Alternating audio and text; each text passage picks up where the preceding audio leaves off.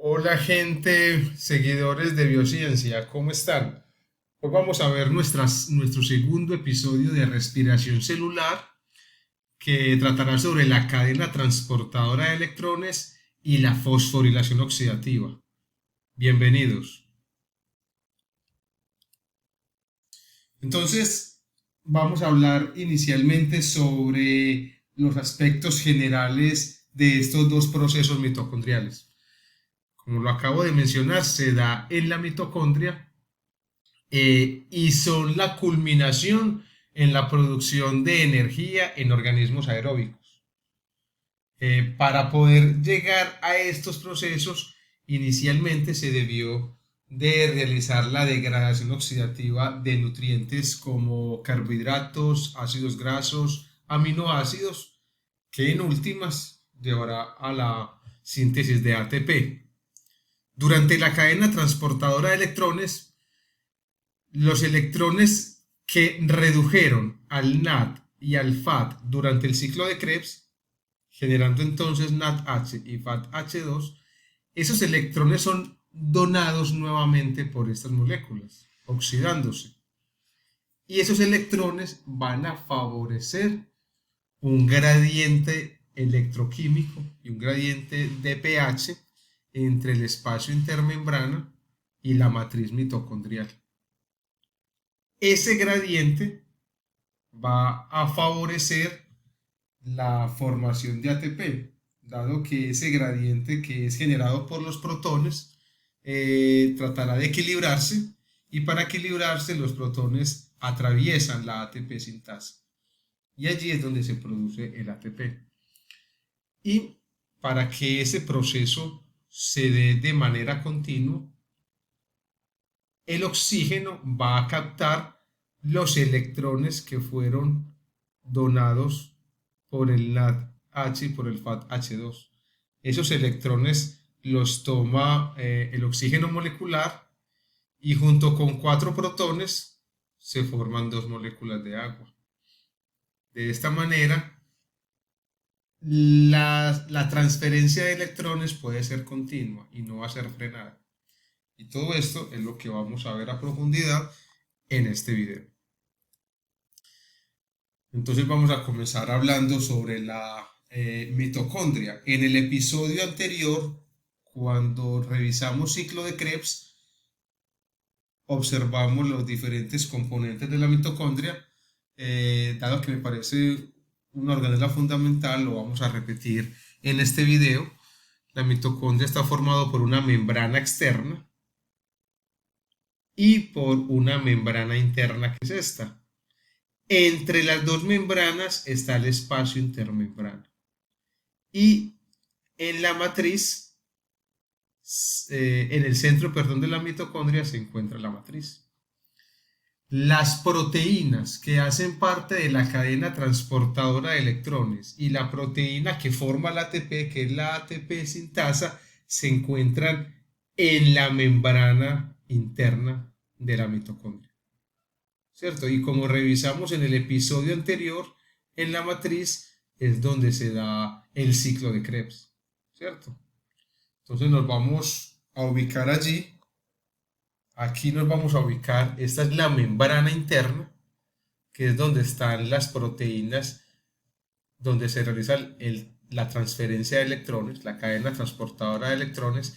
Este es el espacio intermembrana y esta es la matriz mitocondrial, que es donde se realiza el ciclo de Krebs y donde se produce entonces el NADH y el FATH2, como lo revisamos en el episodio 1 de esta serie de respiración celular.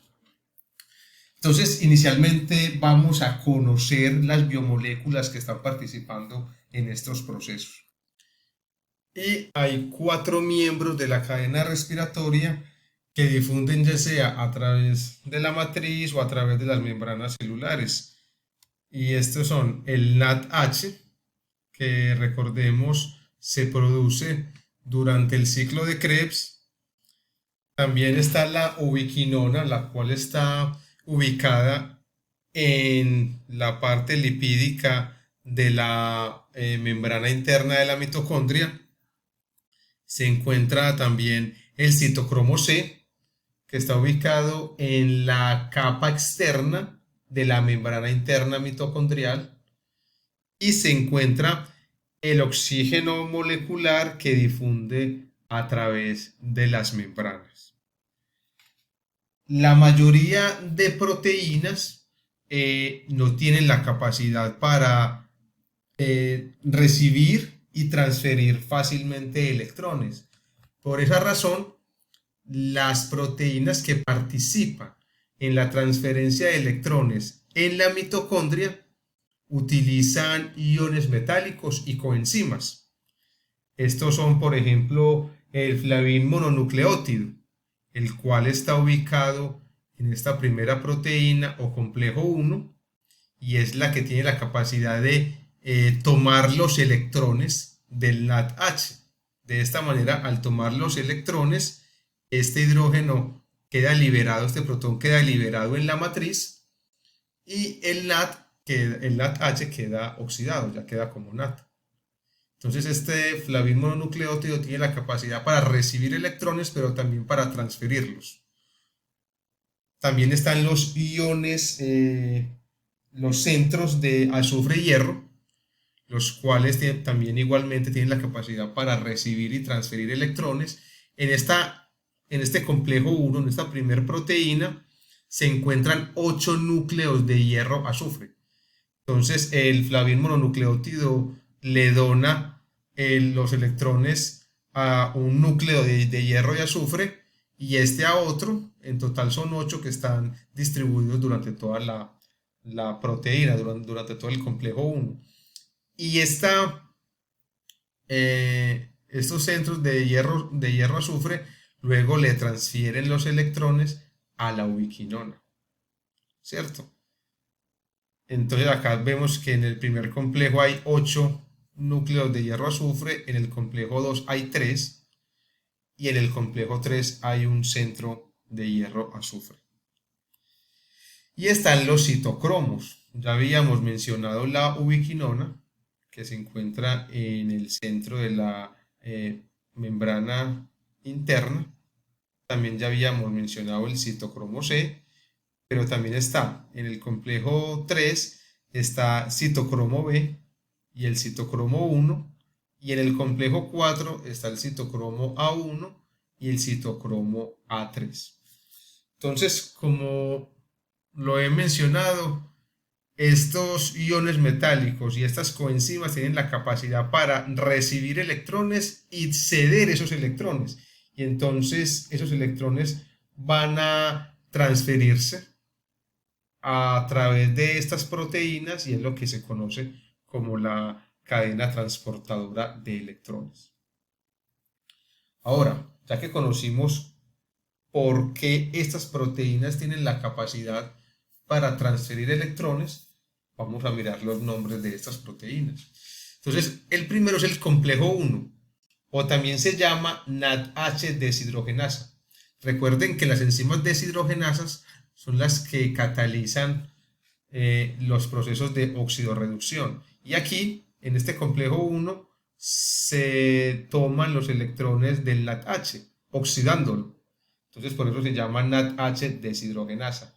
O también se llama NADH ubiquinona reductasa, porque esos electrones que toman del NADH se transfieren entre los complejos de hierro-azufre y a lo último se los transfieren a la ubiquinona, reduciéndola. Por eso entonces se llama NADH ubiquinona reductasa. También está el complejo 2, que también se puede llamar succinato deshidrogenasa.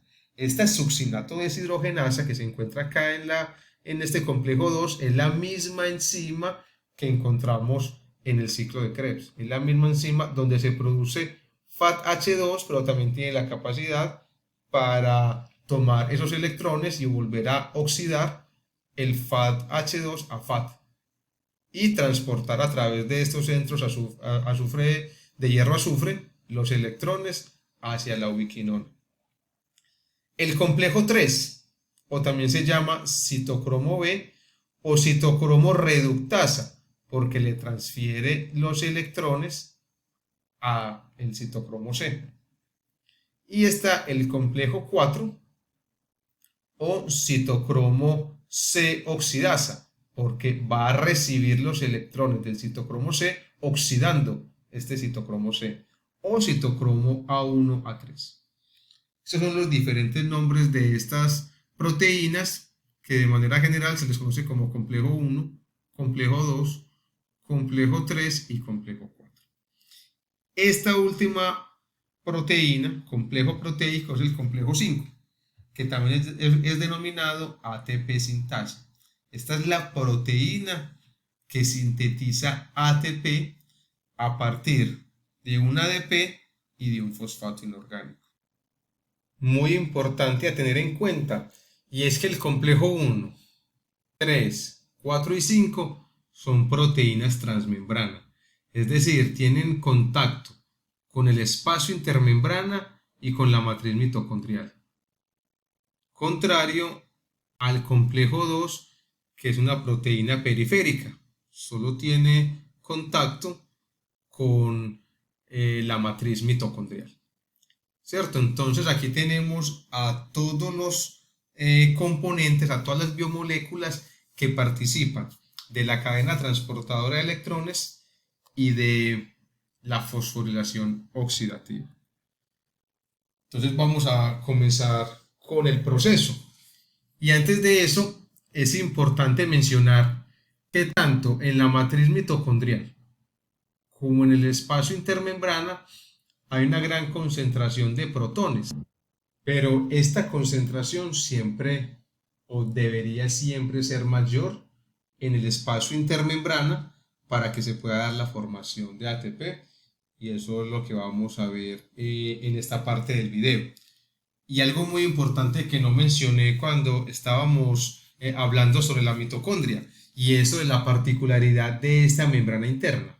La membrana externa es bastante permeable a los distintos componentes del citoplasma de la célula, contrario a esta membrana interna, que es impermeable a casi todos los iones y moléculas pequeñas que se encuentran en el citoplasma.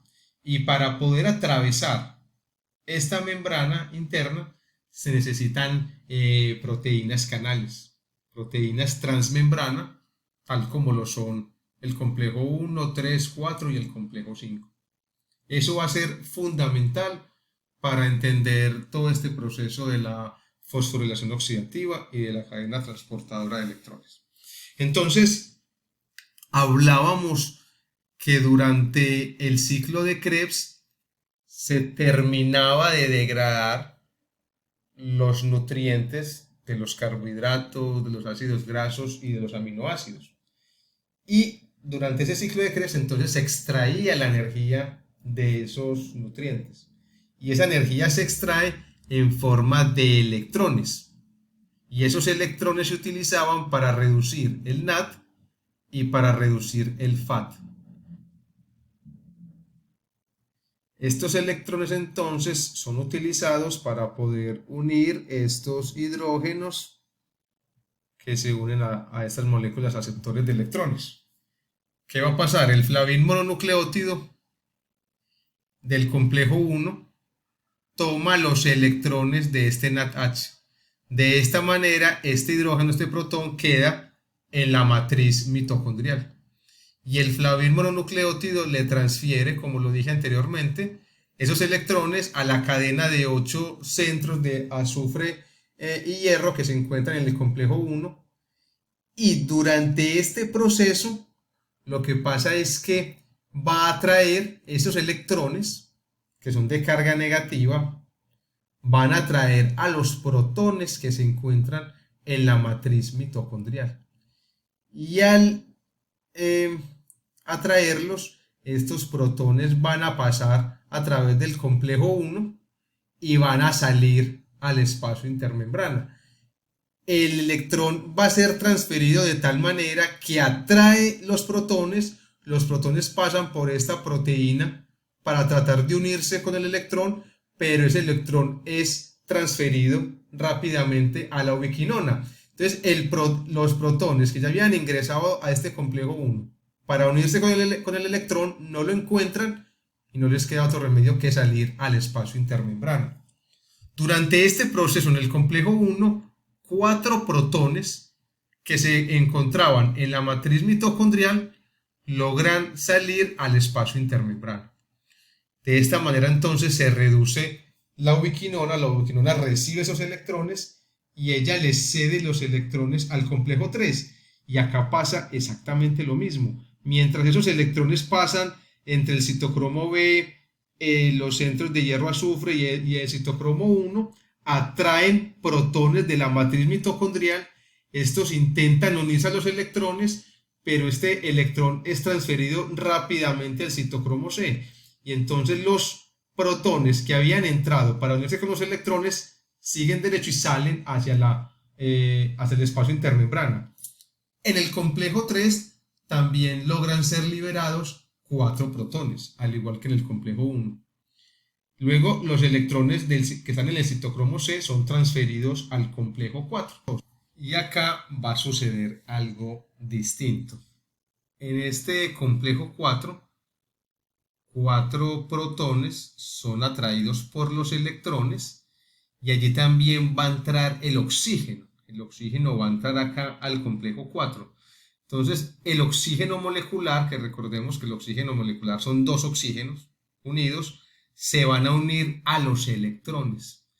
Y estos oxígenos unidos a los electrones más 4 protones forman 2 moléculas de agua. Recuerden, 4 protones más un oxígeno molecular forman 2 moléculas de agua.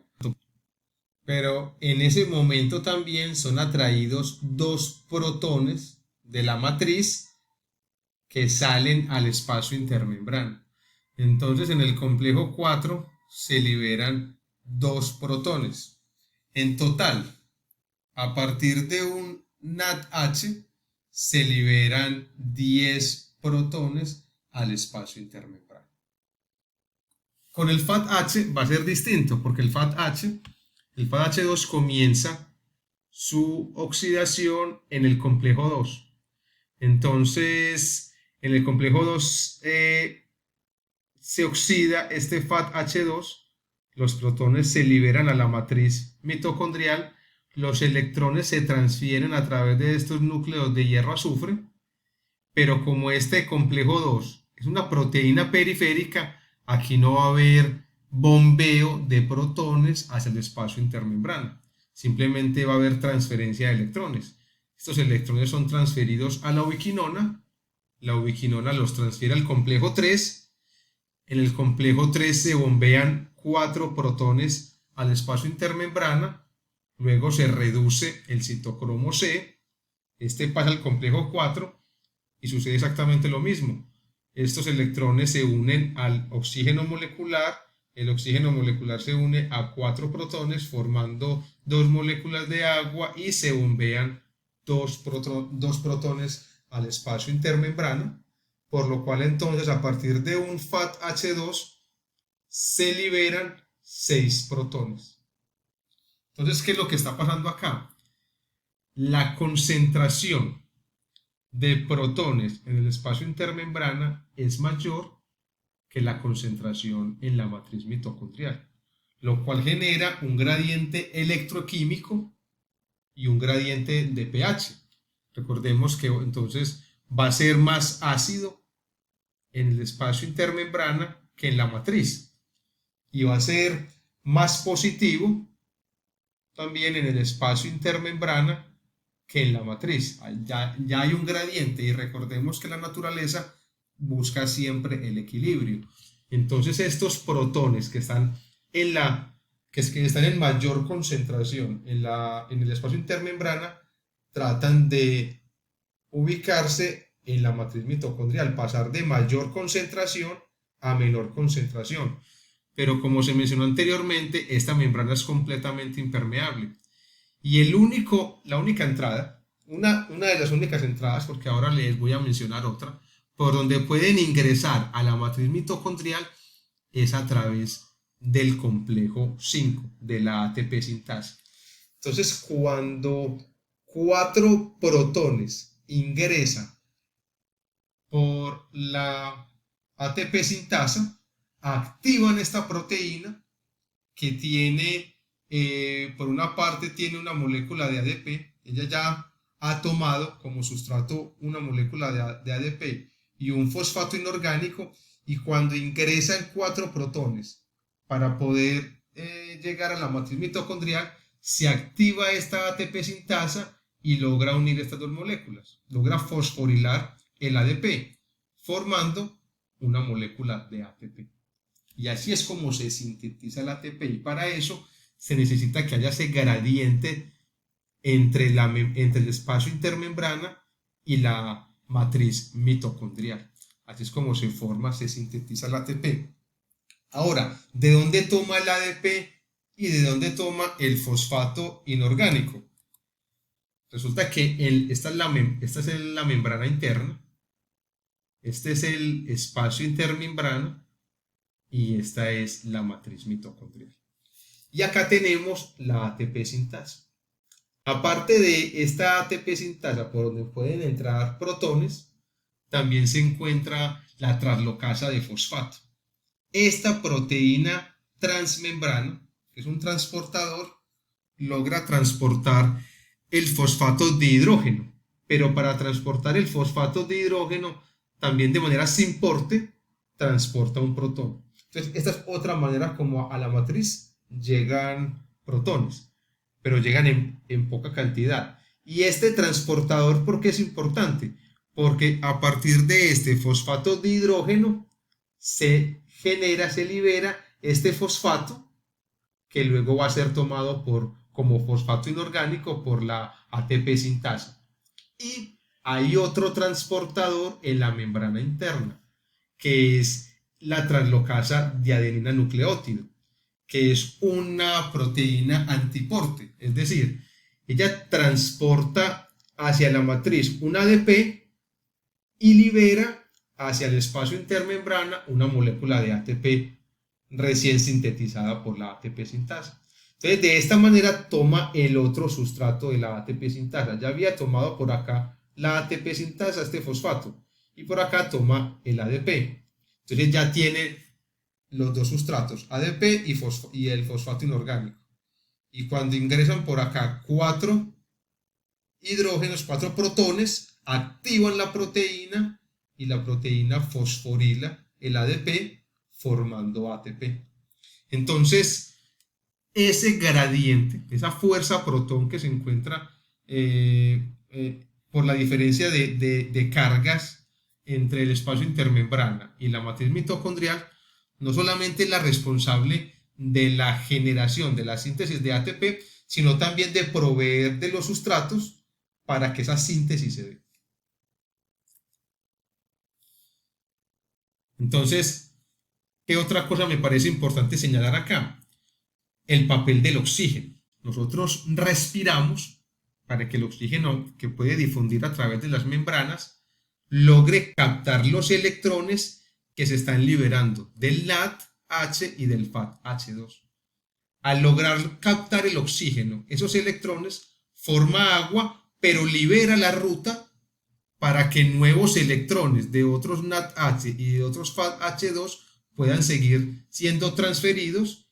De esta manera se puede seguir bombeando protones hacia el espacio intermembrana y se sigue manteniendo ese gradiente entre el espacio intermembrana y la matriz mitocondrial para que ellos sientan, para que los protones intenten equilibrar estos dos espacios e intenten pasar por la ATP sintasa para que en última se dé la síntesis de ATP de esa manera. Vea, eso fue todo lo referente a cadena transportadora de electrones y a la fosforilación oxidativa. Estas fueron las referencias utilizadas tanto en imágenes como en información en este video. Si les gustó este video y esta información, no olviden darle like, no olviden comentar. Eso es muy importante para nosotros como creadores de contenido, para que lleguemos a más personas que quieren aprender. Y no olviden seguirnos en nuestras distintas redes sociales, en YouTube, en Instagram, en Twitter o en Twitter, como dicen muchos, y en nuestras redes profesionales. Continuaremos con más videos de bioquímica y pronto estaremos también ingresando contenido sobre inmunología y biología molecular.